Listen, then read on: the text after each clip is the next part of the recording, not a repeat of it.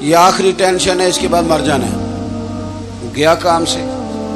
مشکلات ہی تو ایک ایسا وقت ہوتا ہے جہاں انسان کی صفائی بھی ہوتی ہے، وہ نکھر بھی جاتا ہے، تربیت بھی ہو جاتی ہے، اور ایک اچھی ٹریننگ اس کی ہوتی ہے، پھر اگلے مرحلے اس کے لیے آسان ہو جاتے ہیں۔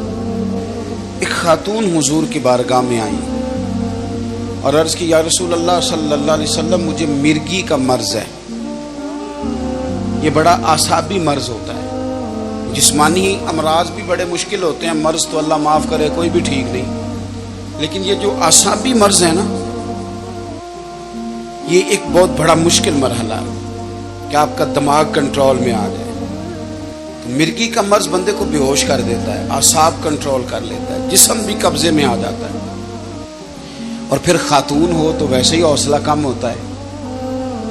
عرض کرتی ہے، حضور مجھے مرگی ہے، میں بڑی تکلیف میں ہوں، میرے لیے دعا کر دیں۔ تو حبیب پاک صلی اللہ علیہ وسلم سب کے لیے دعائیں فرماتے تھے، پر آج حضور نے ایک انوکھی بات ارشاد فرمائی۔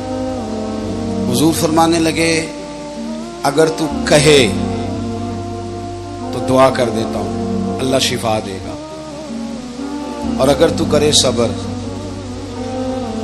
اس کا معنی کیا ہے کہ مرگی کے ساتھ ہی گزارا کرے۔ نہیں سمجھ آ رہی بات؟ مرگی کے ہم مانتے نہیں، ویسے مرض جو آتا ہے نا وہ جاتا کم ہی ہے، گزارا اس کے ساتھ ہی کرنا پڑتا ہے۔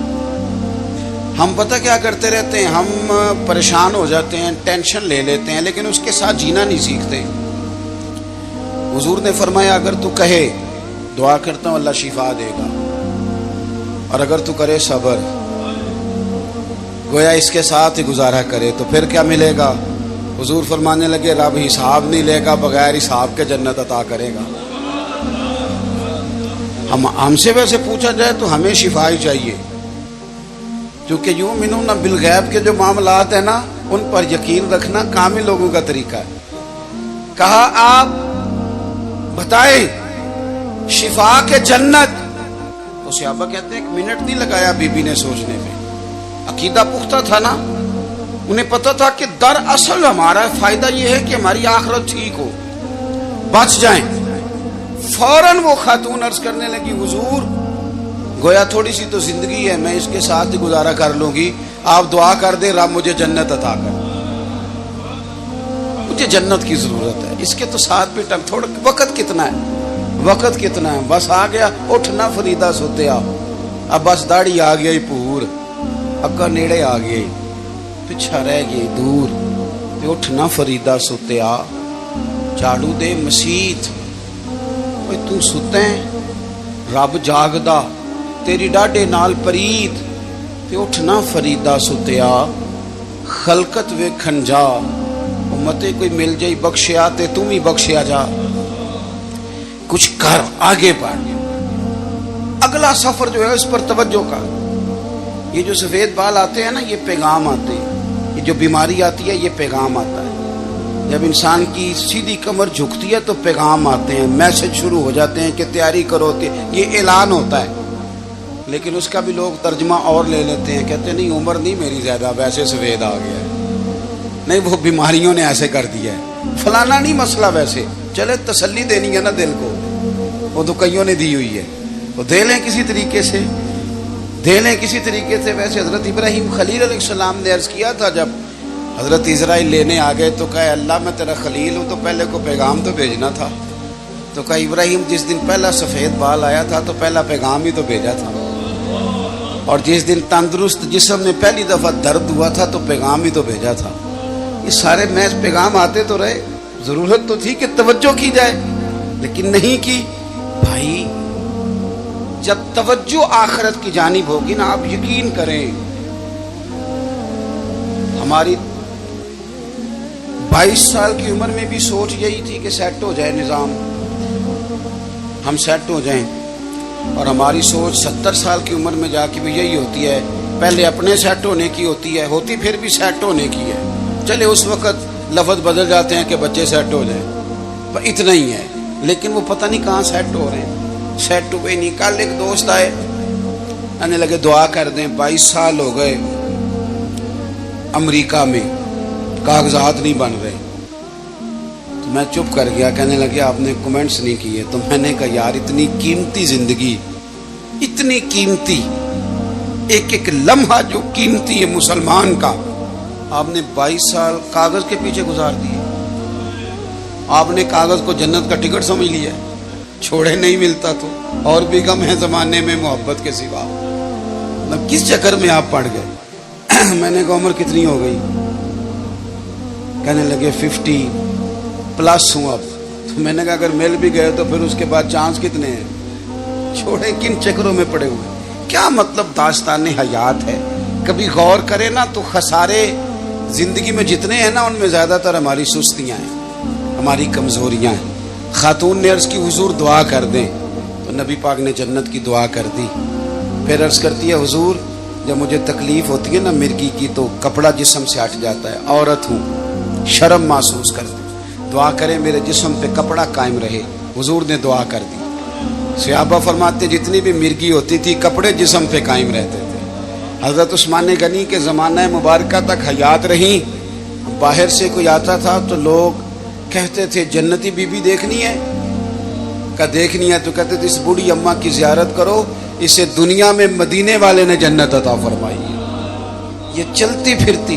اپنے رزلٹ پر غور کریں, اپنے نتیجے پر غور کریں. ہمارے مدرسے کا رزلٹ آیا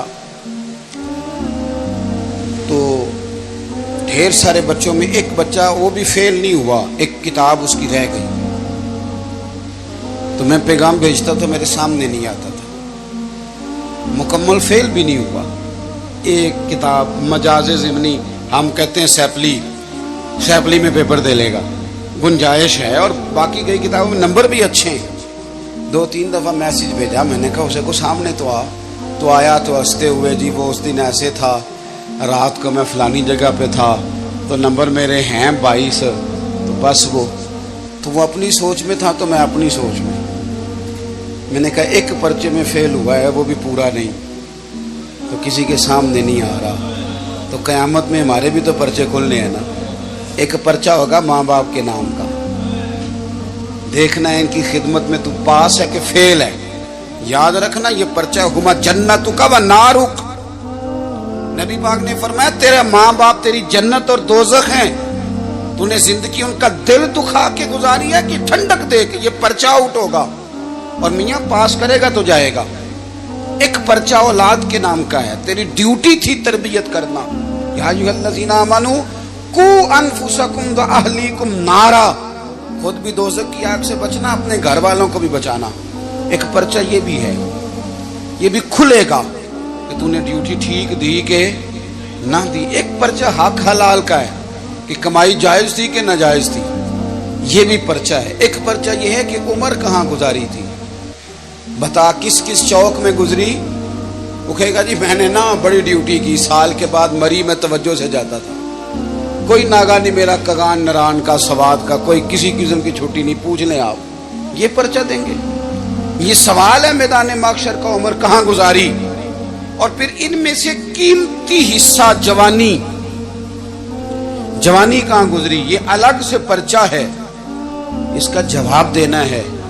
اور جو میدان محشر کا پرچہ ہے نا وہ ڈبل قسم کا ہے.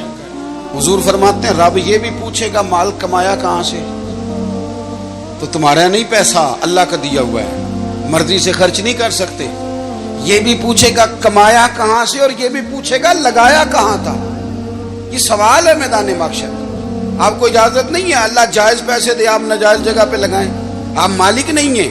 آپ کو تو بطور امانت دیا گیا سارا کچھ, ورنہ للہ ما فی السماوات و ما فی الارض, زمین آسمان میں جو بھی ہے اس کا مالک اللہ ہے. ایک پرچہ میرے بھائی یہ بھی ہے, ایک پرچہ ہے پورا. ایک پرچہ میدان محشر کا یہ بھی ہے کہ اپنے علم پر عمل کتنا کیا. باتیں تو بڑی آتی تھی, کہانیاں تو بڑی سناتا تھا, جب تو بات چھیڑتا تھا تو پنچایتی بھی تیری طرح کا کوئی نہیں, سیاڑا بھی تیری طرح کا کوئی نہیں, پڑھا لکھا بھی تیری طرح کا کوئی نہیں, فلاسفر بھی تیری طرح کا کوئی نہیں. اور تو باتیں کرنے بیٹھتا تھا تو مفتی بھی تو ہی لگتا تھا, منطقی بھی تو ہی لگتا تھا, فلسفی بھی تو ہی لگتا تھا, درویش بھی تو ہی لگتا, ہر شے کا تجھے پتا تھا.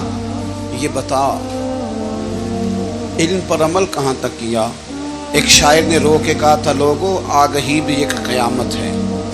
جو تجھے پتہ ہے نا مت سمجھنا کہ یہ تیرے لیے آسانی ہے، یہ پتہ ہونا بھی ایک مشقت ہے، کیونکہ جسے پتہ ہوگا نا اسے پوچھا بھی جائے گا. تو اپنے رزلٹ پر غور کرے. رب فرماتے ہیں اگر تو متقی ہے پھر تم مہمان بنے گا قیامت میں، اور اگر تم مجرم ہے تو پھر یاد رکھنا پھر تجھے ہانگ کے لایا جائے گا، پھر کوڑے ماریں گے تجھے اور کوڑے مار کے لایا جائے گا اپنے اعمال پہ. بھائی میں نے زندگی میں ڈھیر سارے جنازے پڑھ لیے. میں نے اپنے سامنے اٹھتے بیٹھتے چلتے پھرتے لوگ دیکھے. میں سمجھتا تھا کہ ہماری نانی ہمارے لیے سارا کچھ ہے، اور ہم خود چھوڑ آئے انہیں قبرستان. ہم سمجھتے تھے کہ دادی اماں گھر میں نہیں ہوں گی تو گھر کیسے چلے گا، پر ہم نے انہیں جاتے دیکھا. میں نے زندگی میں پہلا جنازہ اپنے ابا جی کا پڑھایا ہے، والد صاحب کا، جاتے دیکھا. والدہ کو جاتے دیکھا. ہم نے بڑے رشتے. ہارون رشید نے حضرت داؤد تائی سے کہا تھا کوئی نصیحت کر دیں، تو فرمانے لگے تیرے والد کہاں ہے؟ قبرستان میں. اماں کہاں ہے؟ قبرستان میں. تیرا ایک بھائی بھی ہوتا تھا قبرستان میں. پر میں اتنے جنازے پڑھے ابھی بھی نصیحت میں کروں. اگر تو نے نہیں سمجھنا تو پھر تو سمجھنا چاہتا ہی نہیں. تو اگر ہمارے ساتھ والے سارے اٹھ گئے ہیں تو ہم نے بیٹھے رہنا ہے. یہ تیاری ہے. او پئیاں دس دیاں قبراں جنہ تے پھل پے، اور یارو ادھروں کوئی نہیں جی آمدہ تے ادھروں لکھاں گئے. لائن لگی ہوئی ہے. چلے گئے لوگ سہ جوڑ سنگت دے ڈٹھے. پھر آخر وتھاں پئیاں اسی جنہ باجوں ایک پل نہیں سا جیندے، پھر وہ شکلاں بھی یاد نہ رہی. اب تو وہ خاکے بناتے ہیں تو آنکھوں میں بنتے ہی نہیں. چلے گئے لوگ اور یوں لگا کہ جیسے آئے ہی نہیں تھے. بھاری بھاری نمبر لگا ہوا ہے، آوازیں آ رہی ہیں اب فلاں بن فلاں آ جائے. ہم بھی لائن کا حصہ ہیں. اس سے پہلے کہ نمبر لگ جائے اپنا حساب کرے. حضرت عمر فرمایا کرتے تھے جو اپنا حساب خود کر لے وہ پریشان نہیں ہوتا. نتیجہ اچھے کام کا بھی نکلتا ہے، برے کام کا بھی نکلتا ہے. ایسا نہیں ہو سکتا کہ کام اچھا کیا جائے نتیجہ اس کا برا برآمد ہو جائے، اور کام برا کیا جائے تو رزلٹ اس کا اچھا آ جائے. آپ اگر اپنی خوراک گرم موسم والی، کوئی لباس گرم موسم والا استعمال کر رہے ہیں، خوراک بھی اس طرح کی لے رہے ہیں، تو اس کا نتیجہ اسی طرح کا ہے. ٹھنڈے موسم میں آپ یقیناً ٹھنڈے مشروبات نہیں پئیں گے، آپ یقیناً پتلا کپڑا استعمال نہیں کریں گے، تو اس کی تاثیر اسی طرح کی ہوگی. دنیا کے اندر کچھ لوگ اعمال کرتے ہیں لیکن احتیاط نہیں کرتے، غیر محتاط زندگی گزارتے ہیں. وہ صحیح سمجھتے ہیں کہ ہم نے زندگی تو غیر محتاط گزاری ہے لیکن قیامت میں اس کا رزلٹ بڑا اچھا نکل آئے. ایسا ہوتا نہیں. یہ ایک اصول ہے، فطرت کے عین قریب ہے، عقل کے بالکل قریب ہے کہ آپ جس طرح کا عمل کریں گے نتیجہ بھی اسی طرح کا نکلے گا. لوگ خوف کھاتے ہیں، ڈپریشن میں آ جاتے ہیں کہ مریں گے، قبر میں کھڑکی کوئی نہیں، دروازہ کوئی نہیں، ہوا کا بندوبست کوئی نہیں، وہاں گھٹن ہوگی، آزمائش ہوگی، کس طرح کام چلے گا. تو میرے بھائی اس میں شک کوئی نہیں، یہ ساری باتیں درست ہیں، لیکن اس کے لیے جس نے قبر کو خود دوزخ کا گڑھا بنانے کی تیاری کی. ورنہ جو بندہ مومن کی قبر ہے نا، وہ کوئی کھڈا نہیں، وہ کوئی گڑھا نہیں، وہ کوئی بند دروازہ نہیں، بلکہ صحیح حدیث میں فرمایا کہ مومن کی جو قبر ہے روضۃ من ریاض الجنہ، وہ باغ ہے. باغ میں گھٹن نہیں ہوتی، باغ میں ٹینشن نہیں ہوتی، باغ میں انسان بڑے سکون میں رہتا ہے. اور باغ بھی معمولی نہیں، روضۃ من ریاض الجنہ، جنت کے باغوں میں سے باغ ہے. بندہ مومن کی قبر آرام کی جگہ ہے. حدیث صحیح میں فرمایا کہ اسے کہا جائے گا کہ تو سو جا. اب میری بات پہ توجہ کریں. اللہ تعالیٰ آپ کو جزائے خیر عطا فرمائے. اللہ رسول کی بات ہو رہی ہے نا جی.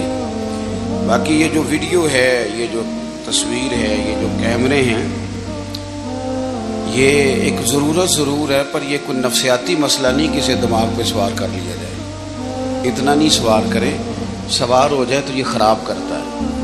جس چیز کی جتنی ضرورت ہو وہیں رہ جائے تو ٹھیک رہتی ہے. آپ توجہ کریں، 2-4 باتیں عرض کرنی ہیں آپ سے.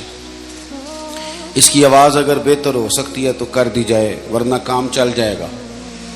بھائی، مومن کی قبر باغ ہے جنت کا، اور وہاں جو حکم ہے وہ یہ ہے کہ تو سو جا جس طرح دلہن سویا کرتی ہے.